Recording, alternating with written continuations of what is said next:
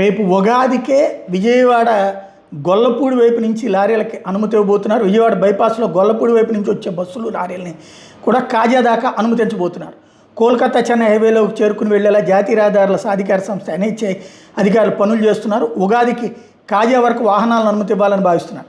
కాజా సమీపంలో కోల్కతా చెన్నై హైవేలో బైపాస్ని కలిపే పనులు ముగింపు దశలో ఉన్నాయి. 2 రోజులు అవి పూర్తయితే ఉగాది రోజున గురువారం సాయంత్రం నుంచి వాహనాలు అనుమతించాలని భావిస్తున్నారు. అప్పటికి పనులు కాకపోతే ఆ తర్వాత 3 రోజుల్లో కానీ లేదా శ్రీరామనవమి రోజు ఈ నెల 26 నుంచి భారీ వాహనాలకు అనుమతించబోతున్నారు. గుంటూరు వైపు నుంచి వచ్చే వాహనాలను సంక్రాంతి నుంచే విజయవాడ బైపాస్లో గొల్లపూడి వైపు అనుమతిస్తున్నారు. గొల్లపూడి వైపు నుంచి వచ్చే వాహనాల్లో కార్లు, ద్విచక్ర వాహనాలు హైలాండ్ రోడ్డు వరకు మాత్రమే అనుమతిస్తున్నారు. ఇప్పుడు అన్నింటినీ కాజా దగ్గర ప్రధాన హైవేలో కలిపేలా అనుమతిచ్చేందుకు సిద్ధమవుతున్నారు. గుంటూరు విజయవాడ మీద మధ్య ప్రయాణానికి యూటర్న్ విజయవాడ బైపాస్ను పూర్తిగా కోల్కతా చెన్నై హైవేలో కలిపేశాక గుంటూరు నుంచి విజయవాడ వైపు వచ్చే వాహనాలు నేరుగా ప్రధాన హైవేలో వెళ్లేందుకు అవకాశం ఉండదు.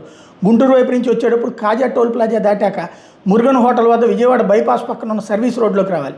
ఆ రోడ్లో 200 మీటర్లు ప్రయాణించి హాయిలాండ్ వద్ద బైపాస్ వంతెన కింద నుంచి యూటర్న్ తీసుకుని మళ్ళీ బైపాస్కి అటువైపు ఉన్న సర్వీస్ రోడ్లో 200 మీటర్లు వెళ్ళి ప్రధాన హైవేలోకి చేరుకుని విజయవాడ వైపు వెళ్ళాలి.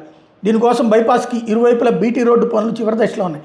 వాహనదారులు ఎలా వెళ్లాలనేది తెలిసేలా సూచిక బోర్డుల ఏర్పాటు, క్రాష్ బ్యారియర్స్ ఏర్పాటు వంటి పనులు చేస్తున్నారు.